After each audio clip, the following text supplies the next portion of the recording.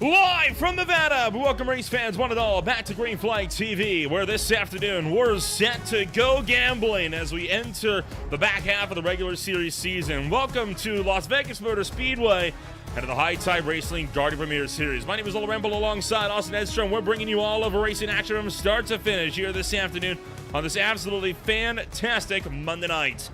Austin, it's Vegas. You and I both know it. We both love it. It is, of course, a track that has never hosted a dull race in the 2-3 years we've been doing this here on Green Flag TV. I'm willing to bet tonight is going to be absolutely no different. I agree with you 100%. I absolutely love the Las Vegas Motor Speedway, and well, these ARCA cars put on a show every time that we go to a track larger than a mile. We all know that this car has huge draft, huge drag, especially down the straightaways. Gonna keep the field packed up for most of the night, and gonna keep it very entertaining in the booth, I can promise you that. Well, of course, jump down and take a look at the championship standings entering racing action here this afternoon. Right now, it is, of course, a game up top for Dalton Kilroe. 4 points clear of Nicholas Coruscant after a thriller at the Mid-Ohio Sports Car Course. You, unfortunately, had to miss out, Austin. And then Jana Hopp, of course, just 9 points off in third. Michael Thorpe Jr., despite being turned by Dustin Ping for sixth place, still retains the fourth place spot within 20 points of the top spot. Kevin Foster and Aaron Smith tied for the final spot inside the top five. We'll get to that Thorpe and Ping incident later on tonight, but for now, it's still extremely tight at the head of the field. Yeah, it's definitely tied up at the top, like it's been the entire season. I mean, it's just a lot of back and forth all season long here in the HTRL Guardian Premier Series. And you know, Nolan, last time that I missed some races, you brought some very new pretty graphics to the channel. This time, I'm not seeing any very new pretty graphics. I'm a little disappointed in you. No changes. You know, I can't have innovation every single week, right? We gotta have some times where brain needs brain rest, and this was a brain rest type of week for me. Of course, we are in the back half of the regular series season. In fact, only after tonight, only 6 races remain before the round of 12. We're getting to that point where we are very much in crunch time. Oh, absolutely. There's only a handful of races left before we really get down to the nitty-gritty part of the season, so you got to make sure that you're up here battling in the points. Got to be up towards the top as we swap over to that 11th through 20th little part of the graphic here, and even that fight around the 12th position is super tight. White Walker currently holding the 12th spot with 215 points, and well, there's another 4 drivers behind him within 15. So a lot of big names down here too that could definitely fight their way up into the top 12. And of course, the weather for today, well, it is a hot day in the desert, and why wouldn't it be, right? 122 degrees Fahrenheit down at the race course, 89 degrees Fahrenheit in the air, 9 miles an hour of winds blowing up to the southwest. While the winds might be a little bit stronger than normal, that's not going to do much against that 122 degree track temp. I'm so happy to see that the track is as hot as it is. Typically, whenever you're behind the driver's seat, you want the track to be a little bit hotter. It makes it harder to drive, which, you know, like I guess you probably don't want that from the driver's seat, but it makes the racing just a little bit different. I feel like you can control your own destiny a little bit more whenever the track temp is into the 120s, into the 130s. It creates a little bit more field spread than you would see if this thing was frigid cold and we were running on like an 80-degree track temp, right? We would just have cars packed on top of each other the entire race. Here with 122 degrees, first 10, 15 laps of the run, everybody's going to be on top of each other like we saw at Auto Club a couple of weeks ago, the last time we went to an oval. But towards the end of these runs, I do think we're going to see some field separation, even with the huge draft that we have down the straightaways here today. And of course, this is one of the first times we've seen Las Vegas Motor Speedway since its latest refresh, and boy, it looks beautiful, doesn't it? I mean, iRacing doing a hell of a job with all of these refresh looks that they're giving a lot of the NASCAR courses on iRacing, a lot of them that were in sore need of a revamp, and I'm super glad to see that they have really been putting in the work and making it worth the wait. Yeah, I agree with you 100%, right? I mean, the entirety of the NASCAR schedule, just about. I mean, there's probably 50% of the tracks that got touched on this update. They had already done about 25% of them on the last update, I believe. So most of the tracks now completely refreshed. The fencing completely new. The safer barriers now 3D. Just complete. I mean, it looks way more realistic than it did beforehand. I absolutely love this shot that we got here watching the guys go around the track warming up. You can just see the depth, the detail in the or on the racetrack, and I hope that they continue to do that at more places. But you had mentioned with the update, every time that we get an update the first week or two, typically bring along some netcode issues. So if I was these guys, the first 15 laps of the run, whenever we're all in a pack, I'd be a little nervous. and I would give a little bit more room than you typically do, just in case. Well, we'll see how people are going to give room this afternoon as we get set to go racing here this afternoon from the Las Vegas Motor Speedway. On pole position, it is Kyle Wellman alongside last week's winner, Nick Nickerson, just 200ths off of the mark. From there, row number 2, going to be a hold of the likes here of Dalton Gill from FRD alongside Christopher Bassinger. Row number 3 holds Michael Thorpe Jr. and Jaden Hopp back on row number 3 this afternoon. Row 4 holds Aaron Smith from PT Autosport in his Yellow Vision number 70 alongside Brad Lawson for Team 5 Motorsports. And then closing out the top 10 is John Osborne for 78.5 Racing and Old School Racers driver Sean Williams. Going back into row number 6, starting at 11th, we've got David Leakey in that number 84 on the inside. Scott Shire is going to be starting on his outside in 12th position. 13th is going to be Matt Sotomayor with Kevin Foster starting on the outside of that number 8 machine. Then moving back one more row, Dustin Payne got into it last week with Michael Thorpe Jr. Going to be starting 15th here today with some ground to make up. Brian Dees for MFRD Racing starting in 16th. Nicholas Corcel starting in the 17th place position, and Joey Neese is going to line up to the outside of the number 40.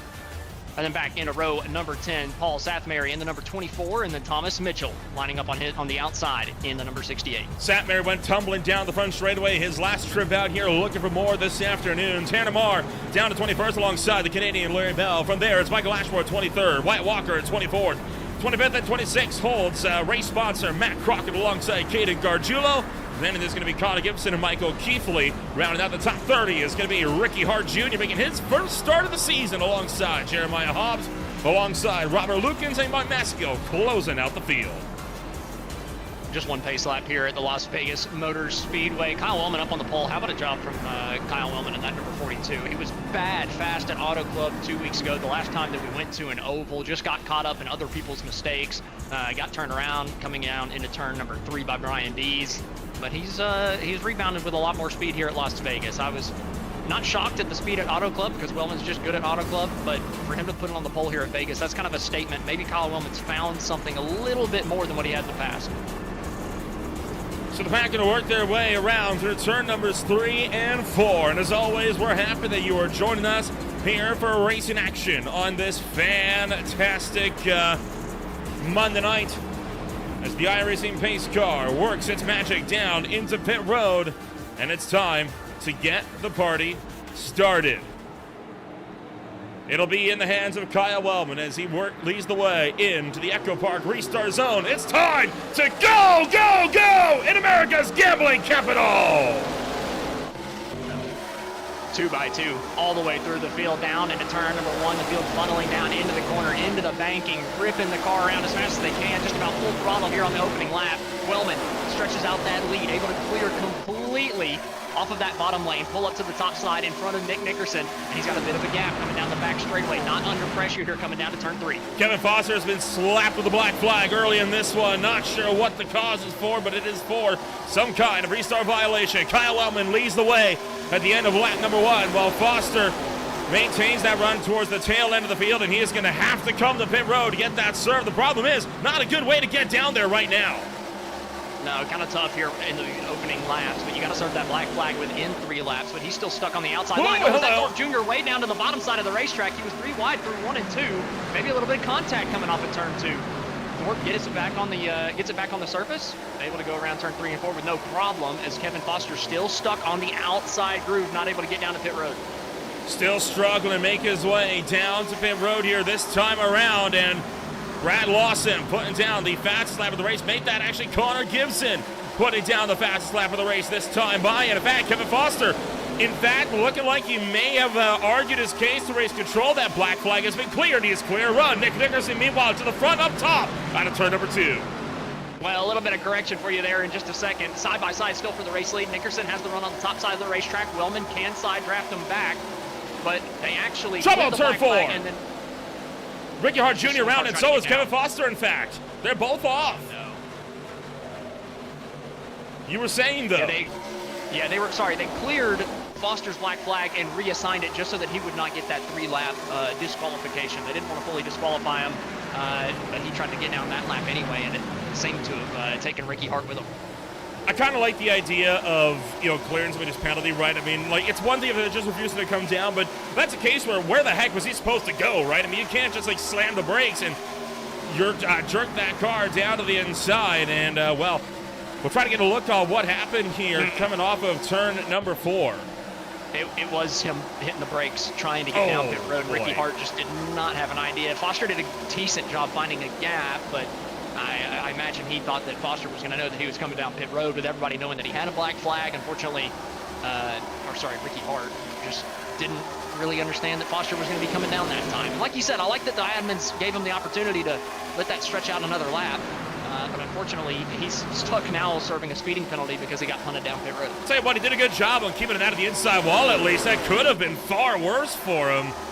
Meanwhile, 3 wide behind and contact. Dustin Payne down onto the apron. David Lake get caught in the middle as well. Brian Dean's up top. They're going to get it sorted, but a close call on the back straightaway coming down towards turn 3. You had mentioned last week, Ping and Thorpe Jr. both had a coming together at Mid-Ohio. They're the first two to have to go down to the apron on the back straightaway to avoid calamity, right? Both of them in the first 10 laps having to take evasive actions there, going all the way off of the racing surface to be able to hang on to their cars. Back up front, though, Wellman was able to take that race lead back, but now he's under fire again. Nickerson's not letting Wellman just hang out in the race lead by himself. He is pounding him lap after lap on the outside again. Can he get the run this time off the wall? Looking for the lead this time by the 2 car up top. Kyle Wellman down low. Bassinger and Thorpe side by side for third, just behind them. And you see Dalton Kilrow throwing his hat into the ring as well. Wellman sends her firewall deep into turn number 1, but this time Nick still able to pull clear. He's into the outside wall. That'll secure for Kyle Wellman on the back straightaway. You say that, but they're still side by side. Nickerson was able to get a tiny side draft coming down to the corner, fires it in deep into turn 3. Maybe a little overdrive from Nickerson, but he's going to be able to stay to the outside, get the better run off the corner once again. Wellman not going up the side draft, just hanging on that bottom side of the racetrack, not pulling him back just yet, but at the end of the straightaway, even though he was so far away from him, Nickerson got slowed down. I mean, the side draft here in these things is absolutely massive. You don't have to be right next to somebody to pull it off, but Wellman ends up losing that position and looking like he's going to lose one more to Thorpe Jr. Michael Thorpe Jr. now, he wants to go for the top spot. And the GGA, number 34, sends that bad boy to the inside. Nick's loose. He's able to pedal it on to turn number 4 and somehow maintains alongside the number 34 for the lead. I can't believe we did not just junk them all up here in the top 5. What a save from Nick Nickerson to be able to hang on to that machine, still side by side for the race lead. But those rear tires aren't going to like that. You mentioned earlier, 122-degree track temp. That's going to go up as we go through this race as well. You don't want to slide the tires. You don't want to slide them whenever it's cold, but whenever it's hot, you really, really don't want to slide them. That back end is going to be hurting through the end of this run if he continues that up. 1 or 2 more slides, and he's going to have some issues, just like he does right now. Thorpe Jr. still not letting this thing go, still down to the inside, trying to take it. And one car trying to go through the middle. Wellman trying to make it 3 wide. All 3 cars in lockstep for the lead of the race, and that is checking them out. Bassinger, Kilrow, Lawson, and more.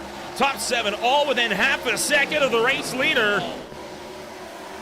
And right now, just tagged the fence out at 2. I thought he was going to pound it, but he just barely hung on to it. But you can tell he's struggling with those rears. That one slide has got this 2 car just a little bit more offset sideways through the corner. He is able to set that right rear out a little bit further. But the more you do that, the more the tire is going to wear. And I know we've got an abbreviated fuel cell here tonight, but it's not abbreviated enough to not get to a long run portion. If I'm Nickerson, I might want to back it down and just let those tires cool off a little bit.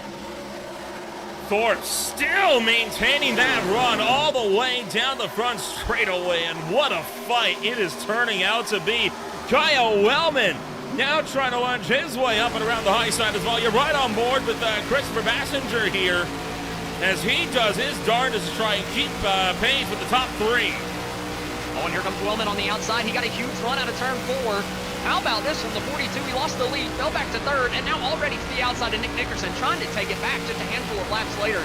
I'm telling you, I'm really impressed by that 42 as the 2 sideways again. That's what I'm talking about with the rear tires. You can't slide them out. More contact to the outside wall. Thorpe Jr. tagged Nickerson, then got to the outside wall, and he sends Bassinger sliding sideways, or sliding backwards through the field there. Bassinger had to check up for Thorpe Jr. Oh, it's not done yet. And now Thorpe sideways. Still paddling it out of turn number 4 while Kyle Wellman retains the top spot. Thorpe utilized the apron to try and keep any kind of position. And look at the hornet's nest back here as the field is just swarming these guys down to the turn 1. That's why you can't break momentum. You cannot have anything that is going to break your momentum or hurt those tires in the early going. Bassinger just about finds the fence out of 2 as well. But Thorpe had to slide his tires to avoid Nickerson, who has slid his multiple times. And Nickerson's still holding good in second, but I'm telling you, I'm going to keep beating this horse. You cannot slide the tires like Nick has done early on in this run. I'd be so worried about the long run speed if I was the driver of the two at this point. Well, the field's still running up there as Nick Nickerson looking up to the top shelf this afternoon, trying to see if he can get any kind of a run going.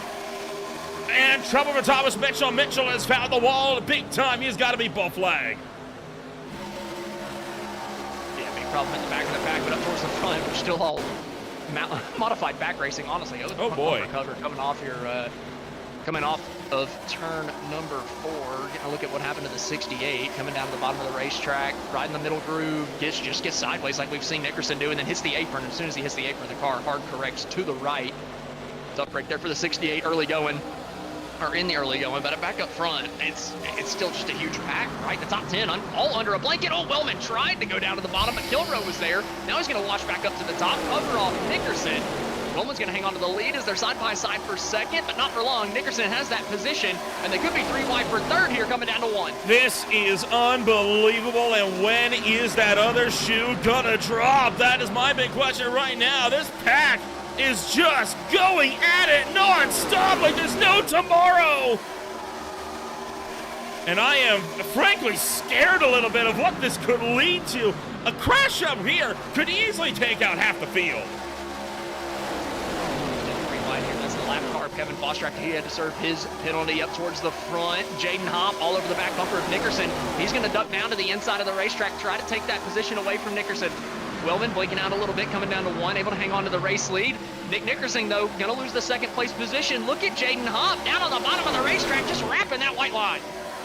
Jaden Hobb all the way on the inside of the racetrack, doing everything he can to get around Kyle Wellman. Nickerson still loose behind. Look out as he slides right in front of Kilrow. Still correcting it, able to wrangle it back underneath him out of turn 4. 1 slide turns into 2 slides, turns into 3 slides, turns into I don't know how many more, and neither is Nick Nickerson. He is now blowing positions. As the caution comes out, he just got saved. Holy cow. Looking like it may have been Caden Gargiulo, as you can see some pretty hefty damage all around, but whew, what a fight to open up the night here this afternoon. Yeah, in the pre-race I mentioned with the hotter track temp that we might get some field separation after about 15 to 20 laps. We were at the 18 lap mark and they were not showing any signs of field separation. So I think I might have to retract that statement. We might be pack racing the whole night. So this is what happened to Caden Gargiulo. It's alongside the 58 here of Joey Neese coming down to the turn number 3. Doesn't look like there was contact between them.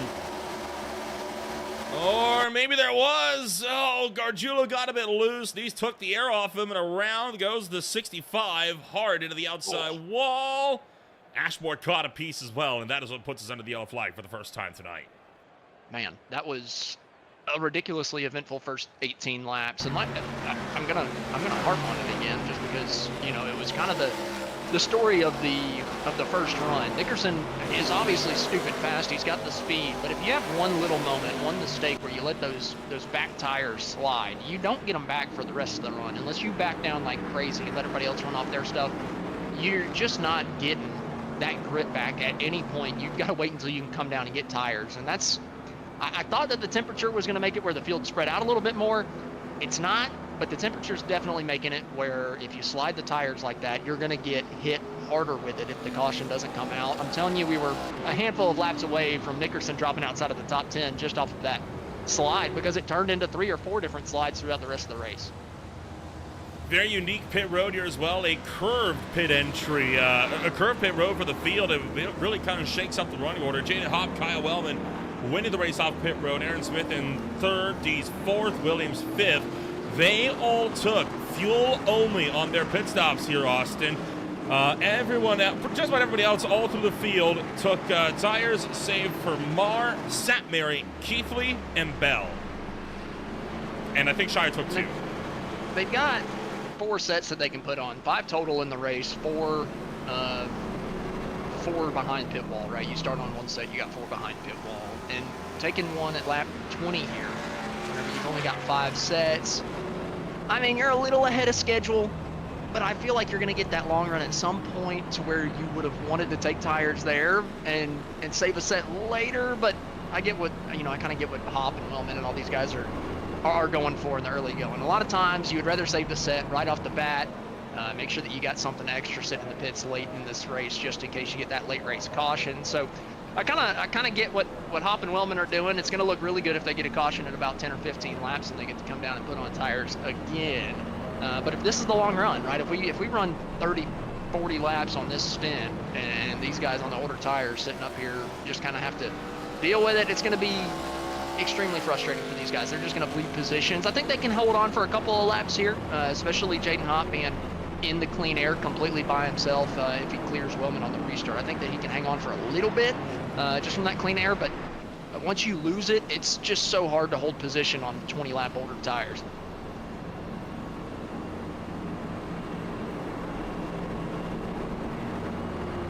So we'll restart the race on lap 23 of 135.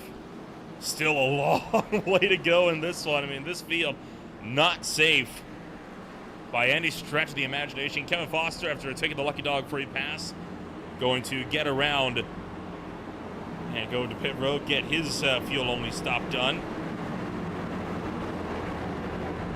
Well, still 2 laps down for Foster, and I like him doing fuel only because he's got nobody on his lap. He's not fighting anybody. If he gets a caution within 20, 25 laps, he's got an extra set of tires and he gets another lap back. So I like that from Foster.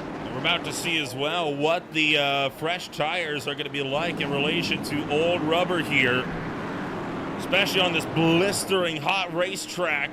Jaden Hop going to lead the field to the green alongside Kyle Wellman into the Echo Park restart zone. Green flag is back in the air.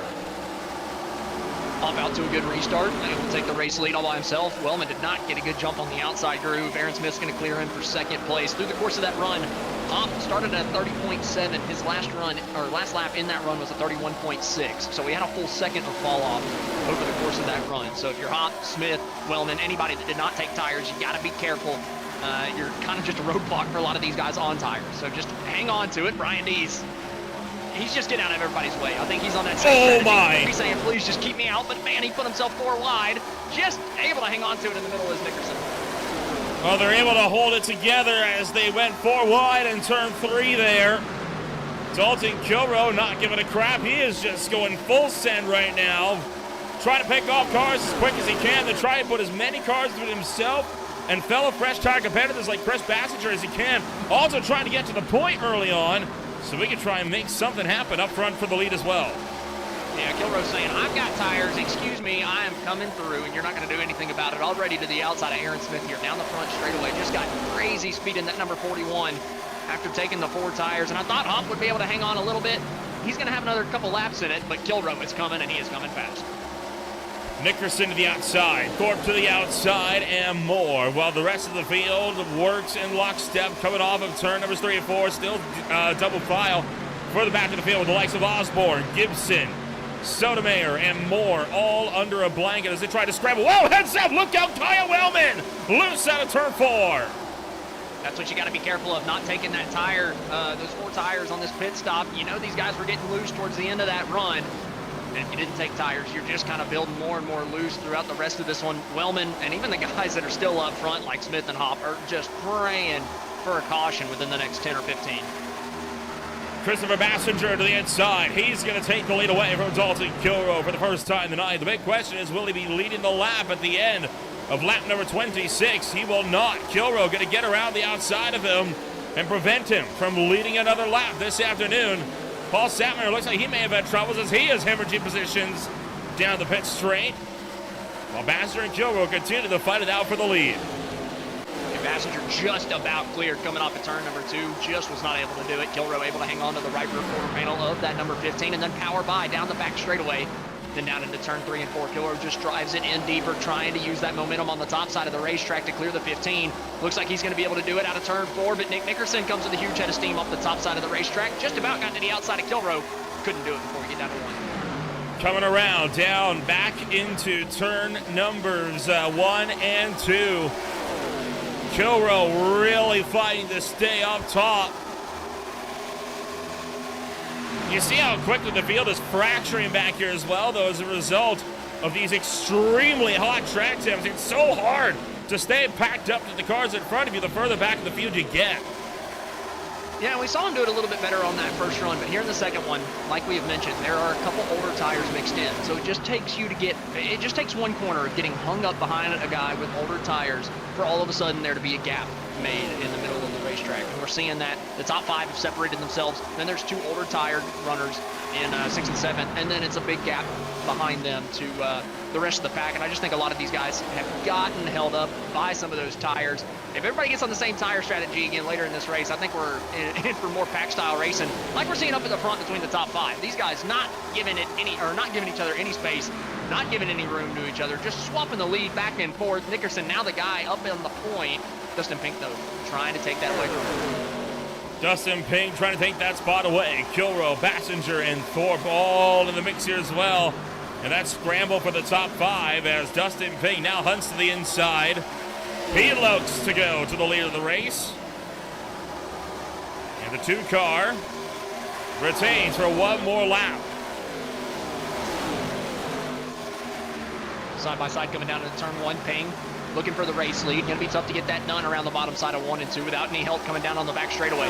Nickerson running a little bit wider, letting that car rotate up to the top side of the racetrack, just push out there as it needs to as he gets onto the throttle, able to carry the momentum down the back straightaway. But still side by side for the race lead as the battles are just as heavy back further in the back. You can see a couple of the older tires going backwards continuously. D's one of those guys that saved a set. He just is dropping a rock, man. I mean, he has no chance to even fight these guys. Just hanging on, again, hoping and praying for that caution to come out at some point. I'm really impressed in Jaden Hopp and Aaron Smith, though. You can tell that they saved their tires a little bit better in that first run, and they saved the set here, which is why they have not, faltered completely, right? They saved their tires good in that first stint whenever a lot of people are going full bore. But the problem for Smith is he's got a huge pack of cars right on his back bumper, so he's about to bleed positions. Saw a bit of a step out there for Dustin Ping, nearly kicked the tail end out of turn 4. Behind them, Aaron Smith, along with Matt Sotomayor, Jeremiah Hobbs, Brad Lawson, and more. Still in fights back here as well. You see Connor Gibson there. Gibson had an EOL penalty after he got bought for an unsafe rejoin that he kind of reported himself on. Meanwhile, up front, Dustin Ping finally clears for the lead on Nickerson. Yeah, was just able to get the better drive out of turn 2. I think Nickerson might have had to breathe the throttle a little bit. He pushed that car on exit almost to the fence. Lost a bit of ground coming off of the corner, and then Ping just side drafted him down the back straightaway and fired it down into 3. Took it from him a little bit further back, though. Gibson, Leakey lined up on the bottom of the racetrack right behind the old tires of Aaron Smith. Smith's done a good job hanging on so far, but he can't get caught up in this mess. Can't let somebody run him over. If somebody makes a move on him, you just kind of got to let him have it. Gibson looking to the bottom side here, 3 wide, entering turn 3. Is Gibson trying to use the newer tires to get around Smith? Is at 5 on the outside of John Osborne's trying to do the same. 3 wide for a moment, and Osborne would be the big winner, and that one goes 2 for 2 spots on that deal. Jaden Hopp, meanwhile, also on old rubber. He has really been forcing Brad Lawson and Matt Sotomayor to burn a ball of their equipment as well. And a constant scrap for 6th place, so Lawson going to maintain his run up front in the battle for the number 6 spot, but they have successfully dragged these guys back 2.7 seconds from the leading group. Ping just had another slide out of turn 4. I mean, he is really pushing right now, trying to break the draft of the guys behind him. And I get why he's trying to do it, but I don't like it. I really think that he's going to burn off the tires enough to where these guys are just going to be able to run them right back down. You've almost got to pull back the reins a little bit, slow yourself down, make sure you don't slide that tire. We've seen it a couple times now from Dustin Ping on this stint. He's let the right rear tire go just a little bit too far. You can hang it out a little bit, but you can't let it slide. And I've seen a couple too many slides from the 81. He's fast right now. Give him another 10 laps, and I think that these guys are going to be right back in the clutches and taking the lead.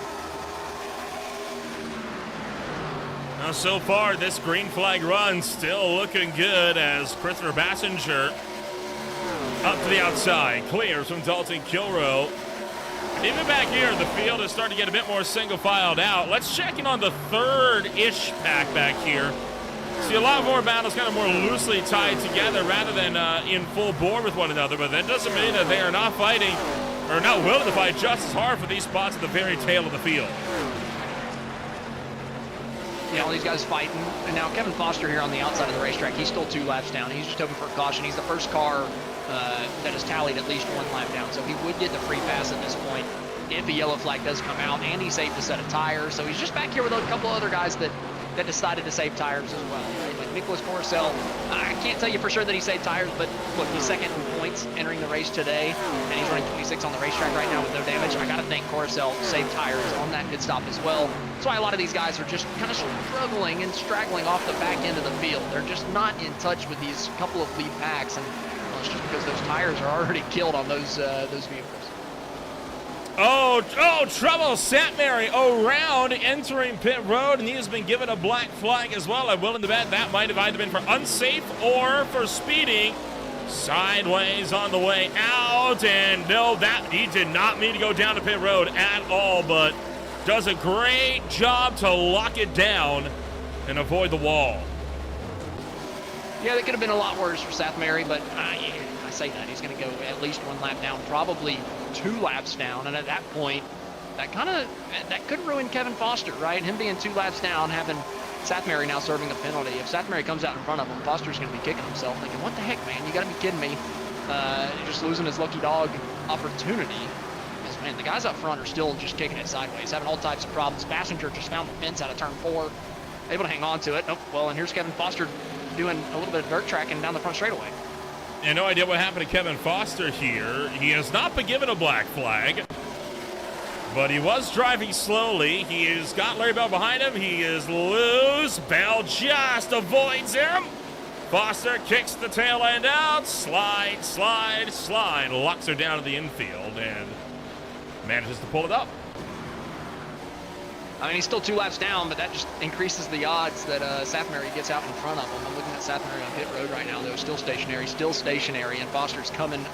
Oh, here we go. Start-finish line. Hey, excuse me. Foster actually did lose a lap there, but 3 wide for the race lead. Payne starting to struggle. He stepped out that right rear tire 1 too many times, and now Nickerson powers by in that middle lane as Thorpe Jr. is able to take second, too. Thorpe able to get a massive drive going here as he lunges to the inside of Nick Nickerson. That number 2 car, I tell you, man, he is doing a phenomenal job right now. You got Kilroe, you got Ping, you got Bassinger, all sitting just a little ways behind. Thorpe to the inside of the number 2 car, coming on down to the turn numbers 1 and 2 this afternoon, and still Thorpe not able to pull up with the lead. Yep, side by side for the race lead down the back straightaway. Thorpe side drafting heavy all the way down to the turn number 3, trying to get any type of advantage he can in that number 34. And I can say Ping got super sideways through 3 and 4 that last time around. That's why both these guys were able to drive right by him coming down into turn 1. Still side by side up for the race lead. Nickerson just trying to hang on at this point, but I don't even know if it matters if you're leading. You just want to be in this main pack whenever we get down to the nitty-gritty time of the race and have a little bit more tire life than the guys around you. So I kind of like what guys like Kilroe and Bassinger are doing. They're not fighting these guys up front too heavily, but I think that they're doing just enough to stay in the pack while still saving tires. This race is awesome, man. I love Vegas so much. It is, I think, outside of the older version of Atlanta, it is one of my favorite mile-and-a-half tracks on the market. I have never called a dull race here. Not once, not a single race I can think of that has been a snoozer. Every time it is non-stop action, start to finish. And we're getting another case like that this afternoon. Have not gotten one lap where they're not side by side. I don't know what in the world Vegas has over some of the other mile-and-a-halfs in iRacing to put on this racing, because don't get me wrong, the mile-and-a-halfs have good racing. Charlotte's solid, better in real life than it is on sim, which is opposite of what it typically is. But Vegas, for some reason on the sim, is just insane. It doesn't matter when we're racing here, what type of car we're racing, it is always, the top 5 or 6 packed up on top of each other, and then just big battle packs all throughout the racetrack. We never really see that huge field separation unless it's on, green flag pit strategy. So I don't know what the heck Vegas has over everywhere else, other than maybe just the fact that it's got 2 grooves that are pretty equal in both sides of the corners. Like, you can run the bottom, you can run the top, both in 1 and 2, and then 3 and 4, and get just about the same run through the corner as you would run in the opposite lane. So I guess maybe some of these other tracks need to take some notes from Vegas. In my opinion, there's only 1.5 miles on iRacing that can hold a candle to the epicness that is Las Vegas Motor Speedway, Chicagoland. We don't go there anymore. We should. I'm going to put my hand up. We absolutely should. Hidden gem, just saying. Pretty wide, just about. Gilrow get there? Not quite. So still Nickerson leading. But I agree with you. Carson Hocevar did drop on his string today, but Chicagoland was coming back. So I think next year we're getting what we want. No. Chicago? Yes. I thought it had been sold and demolished. No, that was Auto Club. Oh, hello. Robert Lukens with issues here as he is now dropping a bunch of positions down to the front straightaway. So Lukens may have just had a problem with the... Oh, hello. Whoa, boy. Hold on to her, cowboy. How about that? There's no reason for him to hang on to that race car. I'm telling you right now. I don't get how he just did that. I mean, he's full opposite lock. I mean, dude, he caught that at the perfect time to rip it back left. I mean, that's fantastic for Lukens. I hate that he lost all the time that he did, but that should have been a race ender. Look me in the eye and tell me you could do that in a Gen 7 car. You can't. You can't. Not the Gen 7. That in is ARCA, why... maybe. In ARCA, I think I could maybe recreate it. I know. That's what I'm saying. But in the Gen 7 hell no. You can't turn that thing to the right. Oh, yeah. Well, and that is why I will infinitely say this car infinitely better than anything the Gen 7 has to offer in every capacity. I agree. Any Gen 7 car is a that can do GT3 that. car that we're for some reason putting on ovals. You know, that feels blasphemous for you to say, and yet I'm struggling to find anything wrong with it. Exactly. That's what I'm saying. I don't dislike GT3 cars. They're fun as hell to drive on the road courses, but we shouldn't put them on a damn oval. I'm sorry. We should not put them on an oval. There makes no sense. We could try. I mean, it would be for a good IROC series. I mean, yeah, that's fair. I mean, on iRacing, it's fine. Like, everything is a little bit more fun on iRacing. At least I haven't tried the new update out. I've heard the new update is kind of crazy for the Gen 7. Like, not crazy good, crazy bad. So I'm a little nervous to try that out. But yeah, if you have any Gen 7 leagues here, Nolan, you're going to see a lot more field spread, which is fine for me from the driver's seat. But the dirty air is huge, and the rear end grief is really, really bad. You just get close to somebody's rear end and they just rip around and spin out, which is also not realistic. You cannot move cars with the air in real life anymore. So I don't know why we put that in iRacing, but hey. Oh, contact on that one there. Leaky just about getting shoved into the fence by Wyatt Walker. Boy, that got a little bit dicey there, didn't it? I mean, talk about getting a little bit of elbows out there. Meanwhile, Thorpe and Dustin Ping, they maintain second and third place. And, well, we mentioned it a couple of times already throughout the course of the night, but they came to blows. They came to blows just 1 week ago at the Mid-Ohio Sports Car Course. Take a look back and let's flash back to what happened at the Mid-Ohio Sports Car Course. It was about it started in turn 2, and it did not stop until the final corner on that epic last lap. Both these guys fighting inside of the top 10. A lot of door contact through there. Thorpe able to muscle his way through. And like you can see, they just never got away from each other. A little bit of a bump and run there from Ping over the crest. That's a tough spot to make anything work. Very, very blind exit of a corner, and then coming down to the last set of corners here, Ping. Oh man, Dustin Ping. he definitely drove through the 34 there a little bit, but ultimately I think Thorpe only lost one more position, so it could have been a lot worse. But hey, I mean, they both were able to hang on to their cars and still finish 6th and 7th. Looks like that was actually a lap car, so Thorpe only lost the one position, so no harm, no foul. They're out here running 2nd and 3rd without an issue so far tonight. Just it's kind of like one of those things in real life in any time for racing, right? You get into somebody once, you can be like, okay, man, I apologize. Like, let's try not to do that next time. But if you do it 2 weeks in a row or 3 weeks in a row, then it's like, all right, man, you gotta cut it out. As we see a couple guys that are starting to come down pit road as well. And I kind of want to point out some things from chat because we got some people weighing in on our ARCA car debate. Power Fade said, I beg to differ. This car is probably the worst to drive. Fun to watch, frustrating to drive. And I get where he's coming from that.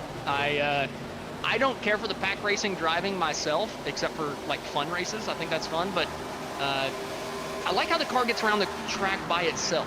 Not necessarily the racing you have to do with other people. I like the way that the car drives around the track by itself. Just wish the drag was toned down. Like the draft is heavy, man.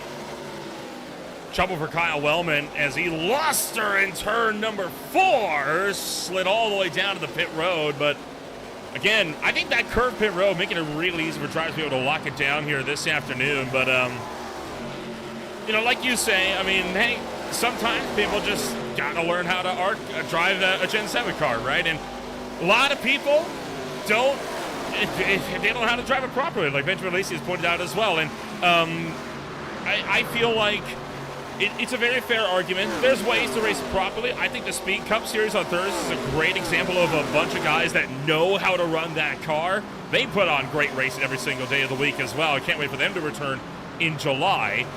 The new Gen 4s are going to be interesting. I'm curious to see what HTRL's opinion is on this, because they were originally supposed to run the new Gen 4 cars this season, but they didn't because they didn't get them out in time for the season build.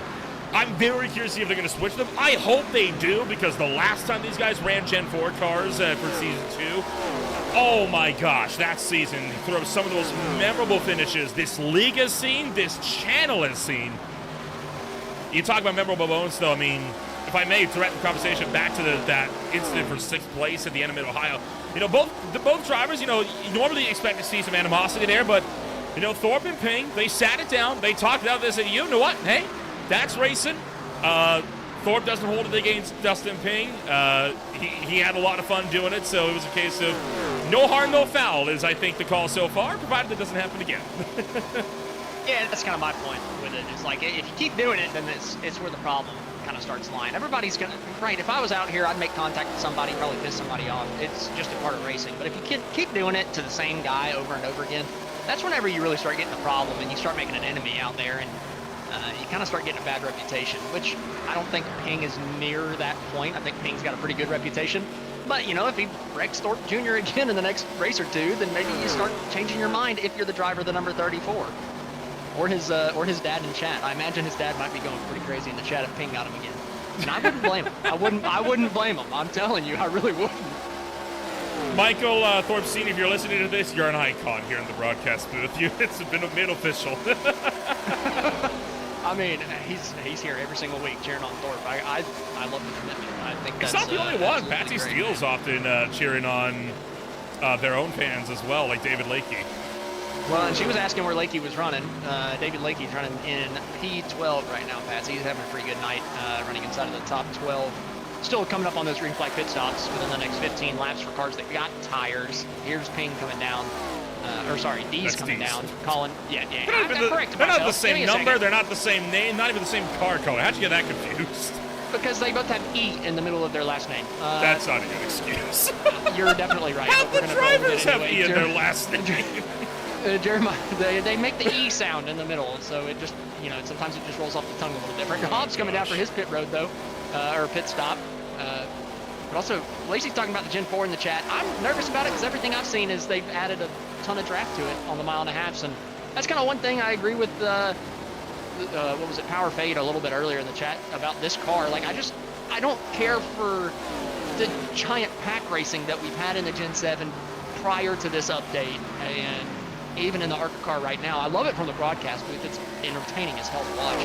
But from the driver's seat, I hate it, man. I want something other than the draft and how I manipulate it to determine whether I win a race or not at tracks that are not Daytona and Talladega and now Atlanta. Like, I don't think that the draft should be the end-all be-all. So I'm looking forward to the Gen 7 update, trying that out, because I believe it was Lacey said that you now actually have to brake into the corner and actually have some off-throttle time, which would be great. I would absolutely love that. From the driver's seat. From the broadcast booth, maybe not, as Ping and Nickerson are coming down for their pit stop side by side. Hopefully Ping has the first pit stall. Looks like he does. He's going to pull into it to get his service as we got the first round of green flag pit stops underway. We've had a few cars already making their way in. I know Smith, Hobbs, Dees, Wellman, Foster, all of the pit road. Some drivers early because they, of course, don't feel lonely on the last set of stops. Right now I got Nickerson, Lawson, Sotomayor, Ping all in the box. And we got more looking to come on in as well. Oh, we got one car into the wall on the front straightaway. That is Paul Satmary struggling to limp himself back up and around to try not to force a yellow. Ends up getting that thing off the wall. Think we're going to be okay. Oh, man, but his car is destroyed. Oh, boy. One. Oh, he got help from Kyle Wellman there. Oh, that's huge, huge damage to the outside. Of that number 24. You can see Wellman comes down, and then Satmary just gets loose beforehand, and then it was netcode contact. Yeah, I would say, you know, it's easy to say, oh, well, Wellman ran him over. No, not with netcode. You could tell a mile away they were not going to hit each other. No way. Yeah, that was definitely netcode. Can't put that on Wellman whatsoever. And he was He was driving to the inside anyway, right? He was going to get there without any contact. And the South Mary also got loose on his own before the net code, which drug him down the racetrack a little bit more, drug the nose down. And, you know, like I said, the first week or two after a big update, typically the net code is a little bit worse. For that being our worst, oh, Jaden Hopp is spinning it coming to pit road. Jaden Hopp from your race lead. He's sideways coming down pit road. Oh, keeps it off the wall, and I think he may have just avoided John Osborne as well. Michael Keithley has been given a black flag on the way in as well. So it is just drama after drama for drivers making their way into the box, and thankfully Jaden Hopp doesn't get caught by a penalty. This is what happened to Keithley, and we'll catch up with what happened to Hopp at the same time. Yeah, the 53 coming down pit road, gets it down kind of late. He kicks it sideways. Whenever you're sideways, you just can't brake enough. And, well, at that point, you can tell he's just going way too fast during the corner. And then not about 10 seconds later, Jaden Hopp basically doing the exact same thing, but a little bit worse. Well, actually, probably a little bit better because he didn't get a speeding penalty. Slides it out a little bit earlier, gets that thing locked down before he even gets to pit road. Good job on that thing around. Good job on Osborne to avoid that as well on the way in. That could have been a nasty incident for Osborne, and he didn't even get caught with speeding. Yeah, if you're Osborne in that situation, you see a car sideways coming to pit road, your attention goes from, I'm going to get my car low down to pit road speed, to, oh my God, I got to avoid that car that's spinning right in front of me. And sometimes you just accidentally speed. So I agree with you. Osborne not getting a speeding penalty right there was great heads-up driving by the number 5, because that's a tough position to be in.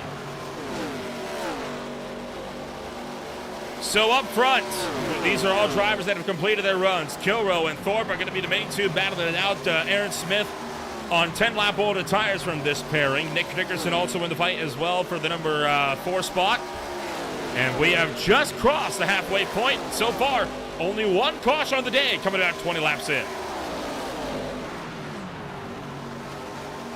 And now that the field is spread out a little bit, because of the green flag pit stops, you would think, okay, maybe our caution period is over. We're not going to see a caution for a while. We're going to get a long green flag run. And while I definitely think we could, our 2 leaders just came together off of turn 2, and Kilrow almost got spun. Oh, dear. Both those guys hang on to it. But because we got some tire variability, it kind of lends itself to another challenge for a lot of guys. If you come up on somebody with 4-lap older tires, 5-lap older tires than you, they're slower. It becomes kind of difficult to avoid them sometimes. If you both pick the same line coming down to the corner, sometimes you just misjudge how slow they're going to be through the center, and you could end up running them over. So the guys in the field have to watch out with that. Oh, and the yellow flag just came out. I wonder if it's what I was talking about. Well, I was saying, don't expect the long green flag run because something's going to happen with the tire deficit or deficiencies. I don't know. I was trying to find what brought the yellow flag out. I'm not seeing anybody in particular having a moment. You got anything, Austin? I'm doing my searching now. I found the time whenever the caution came out. I'm just trying to find a car that's sideways. Or just look for one that's slow. I'm not, let's see. Oh, Mike, it's going to be Mike Massengill coming down into turn 3 on lap 69. Mike Massengill will jump back, and he is now running in 19th place alongside with Brian Dees. Had some help from the number 17. Yeah, Massengill, he pitted on lap 66, so he had been out there for only about 4 laps. Dees had been out there for a good bit longer than Massengill, so kind of surprised to see them in that scenario together. But Massengill honestly kind of cut off the entry of the corner. It looked like he was entering down the back straightaway, kind of turned left a little bit. Dees already had his nose in there. Well, in the words of Darrell Waltrip, one going up, one coming down, one going around.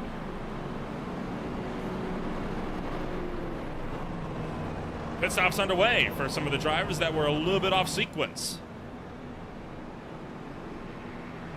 I like this from the guys that, you know, they had the extra set of tires. Now these guys that came down pit road before them on that green flag cycle that are not coming down now, they don't have as big of a tire deficiency as these guys did on that lap like 22 restart. So I don't know how well they're actually going to be able to come through the field. They've got to pass more cars than a lot of these guys did whenever it was the other way around on lap 22. So I actually don't think the strategy pans out perfect for these guys. It just kind of depends on how the cautions fall from here. But going back to that yellow, it's just a weird one. I mean, Massengill had a lot more room to his top side. Like you said, Dees came up a couple inches. I just don't think he was expecting to even be in a side drafting position with with Mike there. It was just kind of a weird entry down into the bottom of the corner. D's never really picked the bottom side. I feel like Mike might have turned in a little bit early, but D's ended up claiming the caution, and he said he didn't even know what happened there. He was very confused on the situation. So it's kind of a weird one for those two cars all by themselves coming together like that. All the while, the field continued to get themselves sorted. As we'll look to get the one-to-go signal this time by. No racing action on Tuesday yet. Ole Miss Sorrel is not slated to return until July. Making up for the lack of racing action, though, on Tuesday, how about a triple header on Wednesday? The Global IndyCar Challenge has race number 2 at the Roadwide Technology Raceway at noon. And then the PSR Sim Cam Expo Truck Series that same evening has got their season opener for Season 2 at Pocono. And right alongside them will be the final race of the Beer League for their current season at Brands Hatch. How do you schedule that many in one day? Holy cow. We get people to do it. You're going to be calling 2 races at the same time? No. That would be impressive. That would be very impressive. No, you got Evan Pasoko and Derek Watson, along with Dustin Alls behind the cameras, bringing you the action on Wednesday night for the Truck Series. Howie Burrows will be alongside myself and Daniel Bouchard for the IndyCar season, and then Fennicini and I are in the booth for Brands Hatch that evening. So the IndyCar race is several hours before, so it works itself out. Got a couple dynamic booths going on. Yeah, you got a good lineup of announcers. Well, it's working for you too, there, buddy. Well, it's a common thing now, right? We got a doubleheader on Thursday nights, up to triple headers on Sunday nights. We're probably going to have double headers now on Saturdays as well, coming up shortly. More information on that to follow as well, with the FTR Events GT Super Cup and the GT Endurance Series as well. So plenty. You love racing. Oh boy, I mean, do we ever? Well, that's what the show is all about, man. It's all about the racing. Green flag's back out of the Park Guy career. The restart zone. Green flag's out. Shut up! Don't you speak? Don't you speak, Mr. I Miss Mid Ohio. I might have threw you off there with the constant talking, but either way, Kilrose to the race lead in the restart zone, and Thornton Jr. all over the back bumper coming down to 3. Thornton trying to look for the lead, goes outside in the 3, gets the momentum, now trying to look for the low side, coming out of turn number 4. All the while, I was going to say bounce off for 3rd, but look at Thornton sending her in around the outside of the tri-oval, contacting the turn 1, farms up the track at 1, Kilroe dives that car off the apron.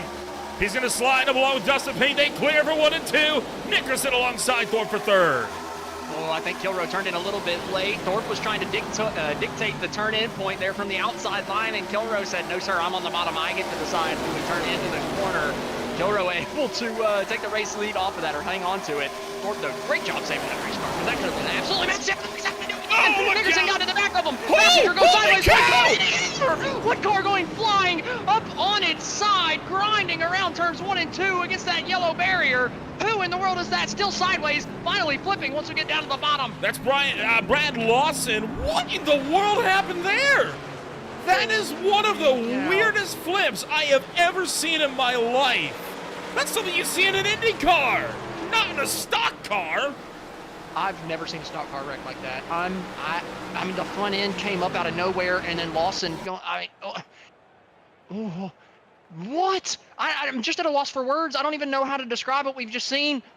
Brad Lawson going for the tumble of the year in the High Tide Racing League. I mean, coming down into 1, it's a big, weird, a bunch of weird contact between Nickerson and Thorpe Jr. Holy cow! Did he just jump over a bumper cover? I think he did. He hopped the back bumper of John Osborne. I think Hop actually managed to get through that unscathed because of that. Whoa. And then Lawson's going to slide on the driver's side door all the way down the racetrack and flip over once back onto all 4s. Well, I mentioned netcode earlier. I think the sim thought that the car was still attached to the bumper. I have no words. That is unbelievable. Was it the bumper, or did Osborne come up and clip him at the same time? Like, oh my. So it all started off at the front, right? It was battle for 3rd place. Nickerson got into Thorpe in a very weird way coming down the front straightaway, and then Bassinger was right behind them and got spun sideways off of that contact. Osborne was in contact. Yeah, he hit the left rear. I don't know why I thought that was the bumper that he shot over, but it was the left rear of Osborne, or sorry, the right rear of Osborne as he came up the racetrack after contact with passenger. Then take a look on board here with Jaden Hopp in the 00 entry, now up to 6th, and this is what he saw. This is insane. I've never in my life. Oh my goodness! Holy cow! When have you ever? Didn't touch a thing. Unreal. Have you ever? No, I've never. Great job, Jaden Hobb. I'm mind blown. I've never seen a car get airborne like that. It's not an open wheel car. That is an IndyCar wreck. I mean, we were just talking about it, right? That is something you would see in an IndyCar race. You don't see that sort of thing in stock cars. I completely missed the fact that Osborne had come up the racetrack in the first instance. I just saw the bumper flying on the racetrack and one of the other replays, but that was his own afterwards. Osborne obviously coming up the racetrack after contact. That's just heads-up driving for Hopp. I mean, literally heads-up. I mean, his head was looking up, and somehow he somehow avoids that. I don't even know what to say if I'm Brad Lawson. I don't even know how to feel other than just extremely frustrated. I mean, how in the world does that contact cause that in a stock car? But hey, I don't even know what to say. I feel terrible for Lawson though, because that's huge damage for absolutely no reason. I mean, that's just a massive race ender for a couple guys. Paul Satmir in our YouTube chat says that'd be a solid 2,000 points at Tony Hawk.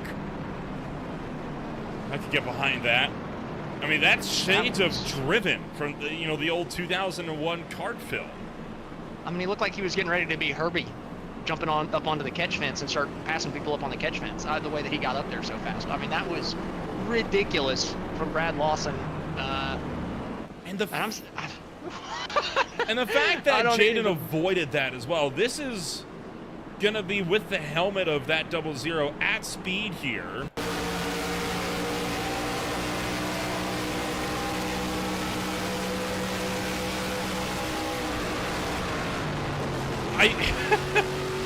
I mean, he just barely saw the smoke of that wreck started to materialize in front of him and made that quick decision to lift out of the throttle, and that split-second decision before all of that kicked off is what absolutely saved this race. Jaden Hopp's going to be thanking his lucky stars after that one, and he's still in the top 6. He's got just as good of a shot to win this race as anybody. That's going to be one heck of a story to tell if he can pull this one off. Back to the restart zone. Kilroe able to get clear once again coming across the strike. Dalton Kilroe makes the drive down to the turn number 1, well clear of Thorpe, Ping, Hobbs, and Moore. Jeremiah Hobbs took his first podium in the Hindsight Racing League earlier this season at Texas Motor Speedway after he was spun with less than 20 laps to go. Looking to see if today might be podium number 2. Side by side for second, Kilroe up in the race lead. Able to hang on to it for now, but Ping has that huge run on the top side of the racetrack. Going to get to the back bumper of Dalton Kilroe, trying to clear Thorpe Jr. down on the bottom side of the racetrack. Not quite able to do it by the time we get down into turn 1. Kilroe's still in the race lead, but now that all these guys are on somewhat similar tires, we're going to see that draft pack kind of form up like it did in those first 20 laps.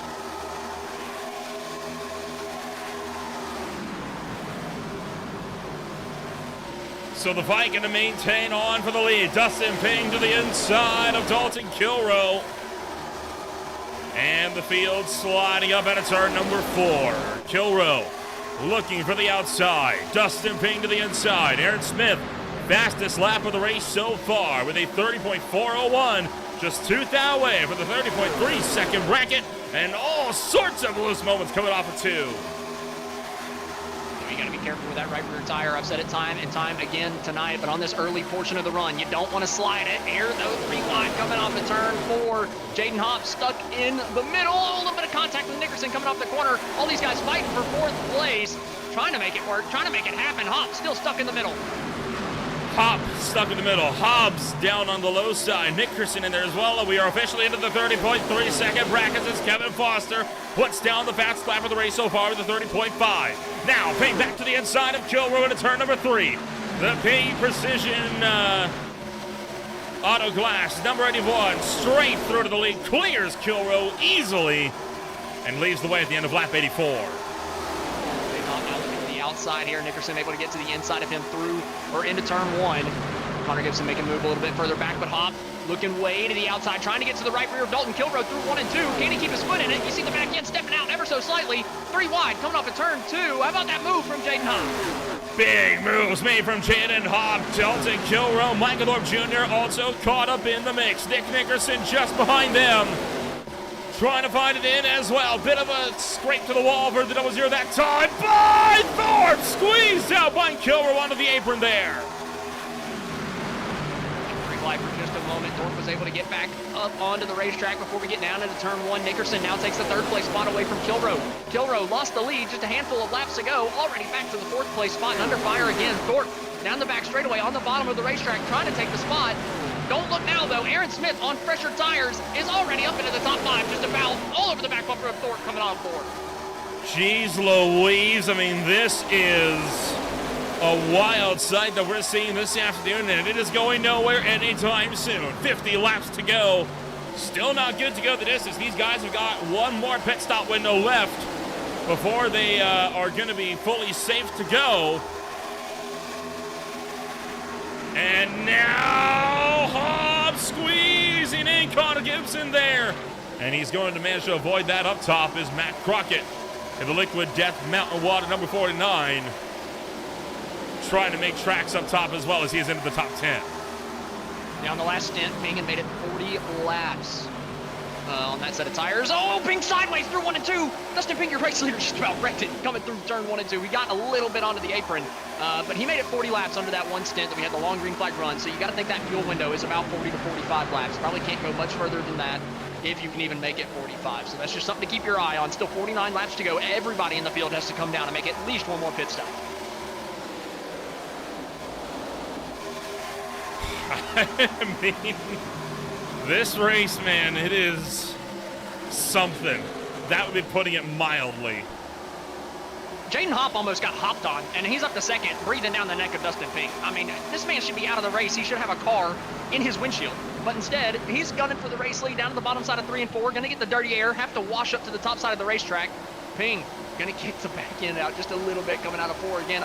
I'm surprised by this from Dustin Ping. I've compared tire wear with him about a year ago at a bunch of different racetracks, and he was a right front warrior. He wore out that right front tire more than anything, more than anybody I've seen in a wide stretch of margin, at least from somebody that is extremely, extremely fast like Ping is. He just burned up the right front, but here today, it's all on the right rear. He's letting that right rear hang out more than I've ever seen the driver of the 81 do before.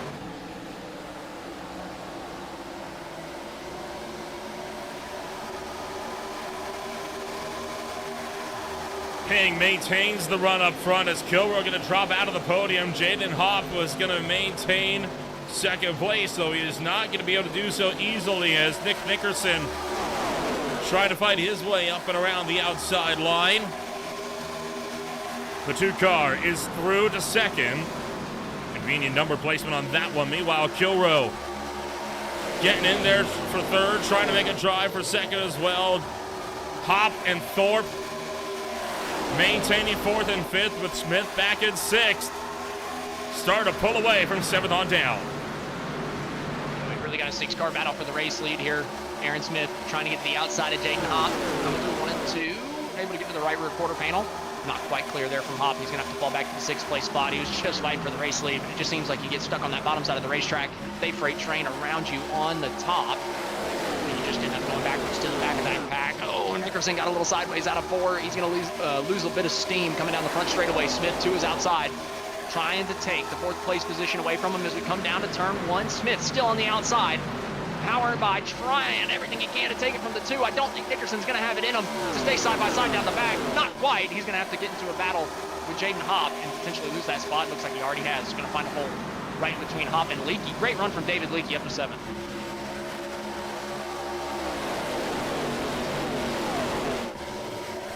Dustin Ping retains the lead of the race, this time by as he tries to scrap it out with people further down the field, and really for the first time, just a single file down through the entire pack thus far.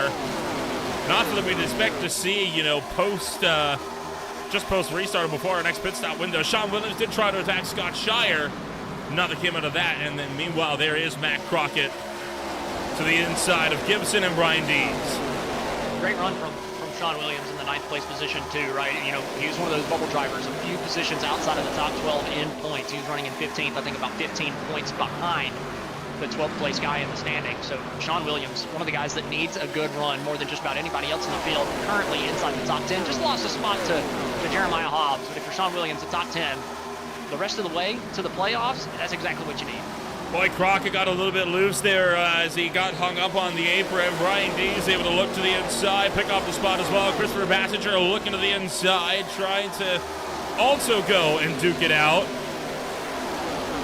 As this race continues on, I feel like we'd be remiss if we did not give a quick thanks, by the way, to Matt Crockett and Liquid Death Mountain Water for making the coverage of today's race possible. I mean, this is absolutely unbelievable. Of course, Liquid Death Mountain Water has got a special prize in store for the winner of this race. The winner will be getting a case of Liquid Death Mountain Water. That is, of course, providing that they live in the U.S.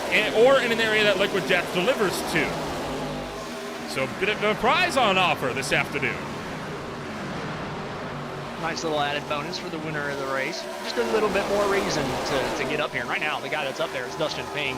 But I've said it time and time again tonight. He is putting that right rear out more than just about anybody coming down through 3 and 4. 1 and 2, he's a little bit better, but man, through 3 and 4, he is just about sideways, letting the right rear hang out. It's good for speed on the short run for a little while. Oh man, Hop just pounded the fence out of turn 4. I think he'll be okay with that one, but you don't want to get much harder than that if you're fading Hop. That was borderline to putting some damage on that 0-0. Attempting fade a little bit there. You can see Nick Nickerson sideways again out of turn number 2.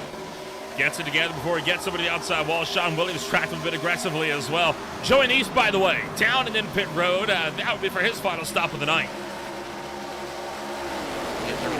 He's up.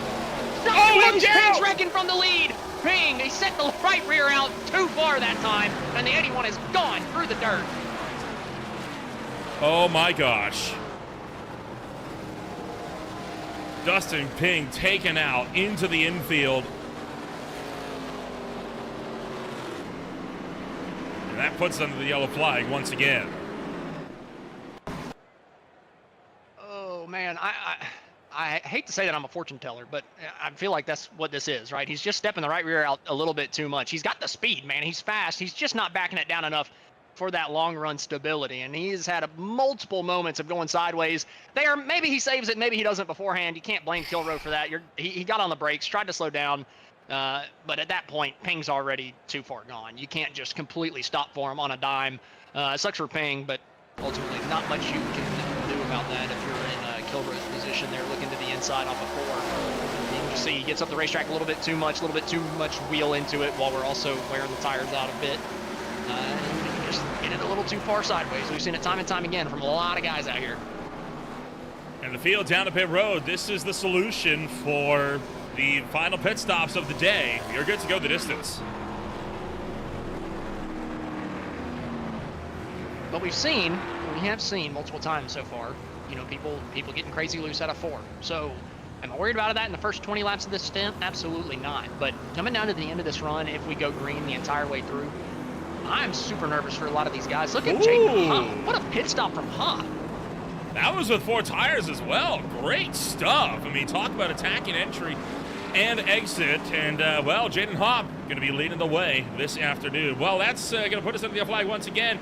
We'll be back in a moment with more on Green Flag TV as this race continues to get more heated up.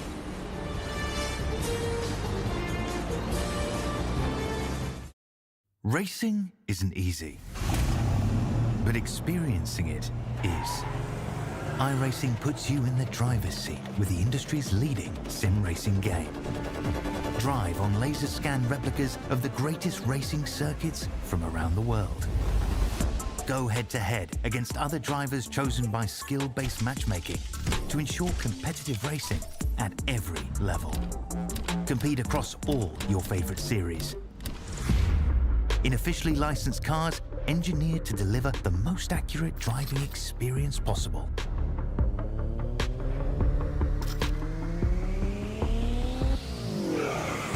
Join a race or host your own with players from across the globe. Race against the computer or in a league with friends. Feel the thrill behind the wheel. Visit iRacing.com.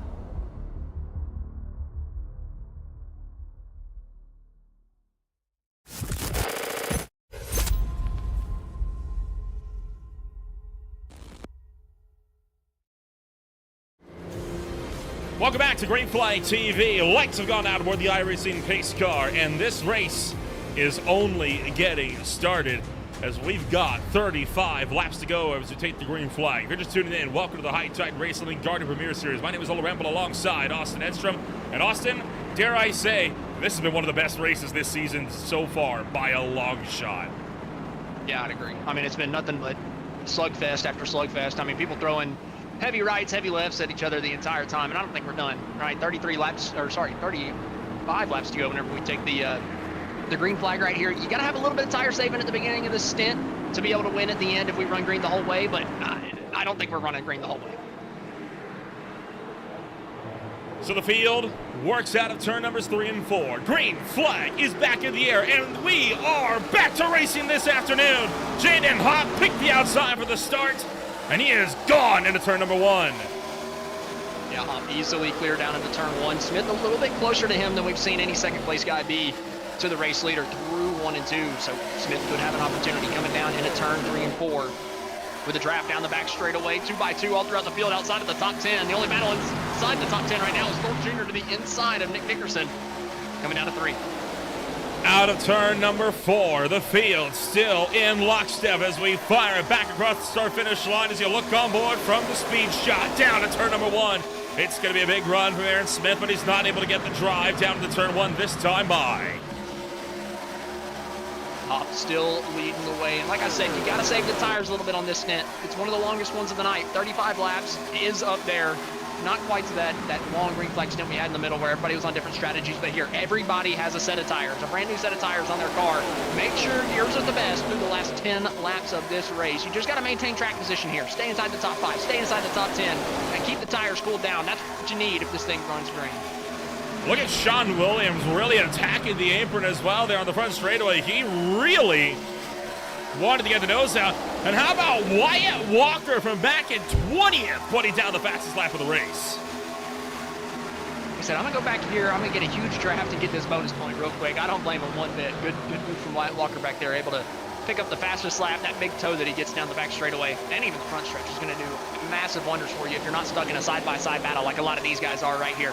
Just fighting inside the top 10. Gibson almost finds a fence down the front straightaway. These to his inside as Leakey's right in front of them in 10th place.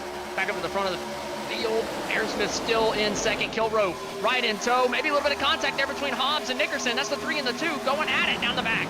Right now, points look to be Dalton Kilrow retained in the race lead, and Jaden Hop making a good drive up to the number 2 spot this afternoon. That is the live championship standings on the top right of your screens as Jaden Hop continues to lead the way. Michael Thorpe Jr. trying to attack. He lunges at the inside of Jeremiah Hobbs, trying to get to the top 5. Yeah, but he's just going to get side by side through the middle of the corner. You don't get to drive off down the on the bottom side of the racetrack. Not quite able to stay side by side, but coming down to 3, he's going to dive it back in there. Still stay to the bottom side of the number 3. He's got the draft from the cars in front too. Nickerson watches the racetrack. He's going to make contact with Kilrow. Somehow everybody saves it. Don't say that yet. How in the world are we not wrecking down the front straightaway? Kilrow somehow hangs on to it, but he is not going to hang on to a single one of those spots. Again, don't say that. Yeah, we're 3x3. Gibson's now going to get turned down to the inside of the dust of Ping. Ping sliding out. They're somehow still crashing. Larry Bell hard into the inside wall. No caution yet. Now the yellow flies, and that crash took half a lap to develop. 1 point somehow. That was Brian Dees whenever you said ping. So everything you said earlier is for naught. Holy cow. This is already in progress here. Look at Larry Bell. He's going to get into Kyle Wellman as he tried to avoid Brian Dees and just spun himself down in a big lick to the inside fence. I can't believe you roasted me for calling Dees ping and then you did the same thing 30 laps later. Ping did get loose. That's my excuse. That's my one and only excuse. But, oh my gosh, I mean, jump a bit further up here, and I mean, take a look. I mean, Nickerson is going to get into Dalton Kilbro, send him up the racetrack. Then there's contact again down the front straightaway. It's still not done because then they get around into turn number 3. Nobody ever had a chance to fully settle. From there, Gibson's going to get turned by Williams down to the Brian D's.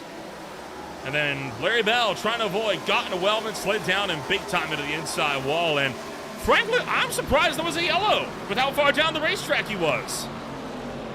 I kind of am too, but I'm glad it came out because that was separating our pack quite a bit, and it definitely deserved a yellow. I mean, it's not very often that I would like NASCAR cautions because NASCAR's race control is terribly inconsistent, but I feel like they would have thrown a caution right off the beginning there for Kilbro, and it would have saved us a lot of heartache coming through turns 1 and 2. I mean, that was the wreck that just they wouldn't stop wrecking, but they also wouldn't start wrecking. I don't know how to describe that one. It was a heck of an accident that lasted an entire lap. I genuinely thought we were going to save it for a moment. I really did. I mean, they were so close. D's gathered it up. If Larry Bell had kept his car underneath him, I don't think that leads to a caution. Well, I don't know who gets the fault on that one. I don't think you can give it to anyone. I think that's one of those things where you just kind of got to call that racing, right? That is literally one thing leading to another, leading to another, leading to another. If you really wanted to put anybody on blame for that, Nick Nickerson, because he's the one that got in the kill that started the chain reaction in the first place. But you also can't give a penalty to somebody. Exactly. Half a lap before the actual wreck happened. So I'm with you on that one. I hope nobody gets the EOL, and I hope nobody gets a penalty point for that one because that was that's as racing incident as it gets.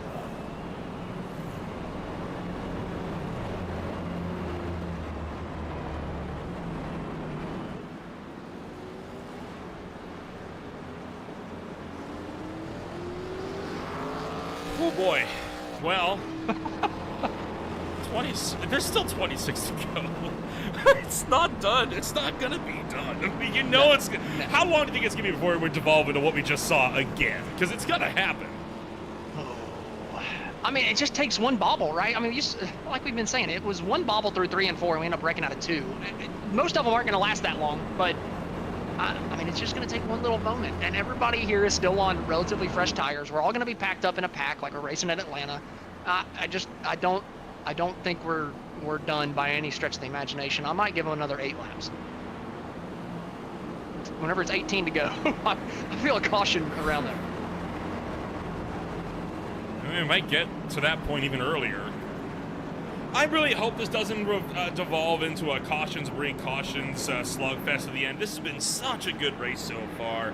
I would hate for it to be ruined like that. Agreed. It's been incredible from the drop of the green flag. So hopefully we can get some more green flag racing. One more caution's all right. Let's just try not to go. On the field, going to get set to work their way into the Echo Park restart zone. Jaden Hopp maintains the lead, and he is up on the outside line. He gets a good launch. Green flag is out. Hopp's clear down to turn number 1 this time by. Shire did not get a good start on that outside groove behind him. Shire running the highest he's ran all night up in the 4th place spot. Going to be stuck in a battle now with Hobbs down on the bottom of the racetrack. Hobbs looking to use that bottom side, just a tighter radius of the corner, not having to spend as much time getting up to speed, just less travel, less distance he has to travel, excuse me, and finally able to get that position, finally able to get it out of my mouth. But top 5, all single filed out as we come out of turn 4, but Nickerson trying to get to the outside of Shire as we come across the stripe. Firing our way down into turn numbers 1 and 2. Once again, Hobbs, Smith, Thorpe, Hobbs, Shire, the top 5 as it stands. And, well, we might see a change for 3rd in just a moment. Jeremiah Hobbs kicks the tail end out, and he's able to get it back underneath him still. Meanwhile, the 44 of Tanner Marr able to make a lunge. Connor Gibson as well is in there, and now the 3 has got the fence. Hobbs able to pull it off, not lose too much time. Sidetracked in the 34 down the front straightaway, trying to rip back around the outside of Michael Thorpe Jr. 24 laps to go. Foster now getting that fastest lap up on the top of the screen, but still heavy fighting inside of the top 10. Top 4 single filed out, but side by side for the 5th place spot. Nickerson way up the racetrack, trying to get a huge head of steam coming down the front. 2 by all the way back through this field. 23 laps to go now, as the field is just on it. I mean, they have been absolutely sending it the last little while. And Jaden Hobb now under fire for the lead. Jeremiah Hobbs, he got a third place finish just a few weeks ago. Now trying to go for the lead. I think he's just proven he is not afraid to use the bumper to do it. Yeah, that wasn't a good time to do it. He got into the back bumper of Jaden Hobb, and then it sent him sideways. Hobb kept that thing nice and steady through the exit of the corner. Hobbs had to chase it up the racetrack, and now all the way down on the door of Thorpe Jr. That's going to take the air off the door of the 34, shove them both up the racetrack. Somehow they keep it out of the fence, but Hobb is saying, yeah, buddy, y'all just keep fighting back there. Wear out your stuff. Let me be up here just for a while and save my stuff. As Nickerson almost in the fence. Look at him just riding the Larson line through the first half of the corner. Able to pull it off, trying to get the run. Not quite, no, not able to get to the right rear of Thorpe Jr., but here comes Hobbs again. He's not done with Hobb, coming down to 1. Looking for the inside, this time by the number 3. To the inside of the 00 is Jeremiah Hobbs, pushing up for the bottom on Jaden Hobb. Hop and Hobbs continuing to battle now. Boy, if that ever sounded like a sitcom, right? I mean, holy cow. Hop and Hobbs going at it for the lead of the race here. Now Hobbs way out wide in 4. Yeah, Hobbs trying the top side of the racetrack there, but it was just not quite the right time to do it. Lost some speed coming off of turn 4. Thorpe Jr.